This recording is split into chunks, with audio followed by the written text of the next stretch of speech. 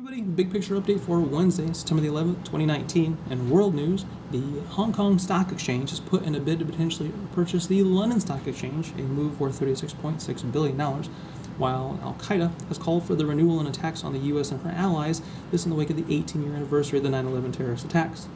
In national news, President Donald Trump has called for a 2-week temporary hold on tariffs on Chinese goods as a good faith move, while he is also calling on a potential ban of flavored e-cigs due to the controversy of marketing towards youth, as well as recent health crises up to and including death of at least one in the state of Indiana.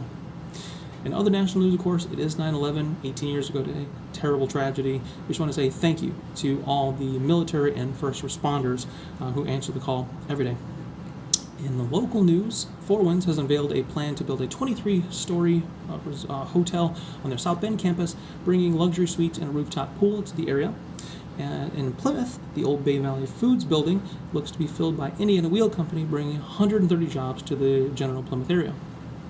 In weather, we should see a passing of the storms overnight. Most of the risk is to the north in, say, Michigan, lows in the upper 60s. And then tomorrow, we should see highs in the middle 80s, with still a chance of thunderstorms in the afternoon. We should see a break in the humidity and storms pattern, hopefully by, say, Sunday afternoon. In sports, and wide receiver Antonio Brown, his saga continues to take another turn as the embattled wide receiver recently released by the Oakland Raiders picked up by the New England Patriots, now being investigated by the NFL for sexual assault and rape claims by a previous trainer. And as of this last update, few videos have surfaced on social media of some type of a relationship between that same trainer and Antonio Brown. In other sports news, the California Senate has passed on a bill to their governor to pay NCAA collegiate athletes. And lastly, Milwaukee Brewer and current House leader for MVP Christian Yelich out for the season due to a knee injury. We should now see where that leads the MVP, as well as races for NL Central, Crown, and Wild Card race.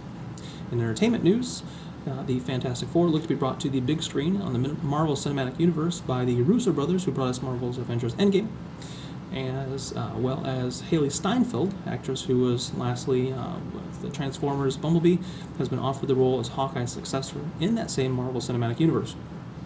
Lastly, the Jurassic World installment of Battle at Big Rock, which is a short that will be produced and brought to FX networks and then online thereafter, is said to take place between the movies of the second and third installments of the Jurassic World. A big thank you to MSNBC, Fox News, WSBT, Hybrid News Network, and Nerdist. You guys have a good rest of your night. See ya.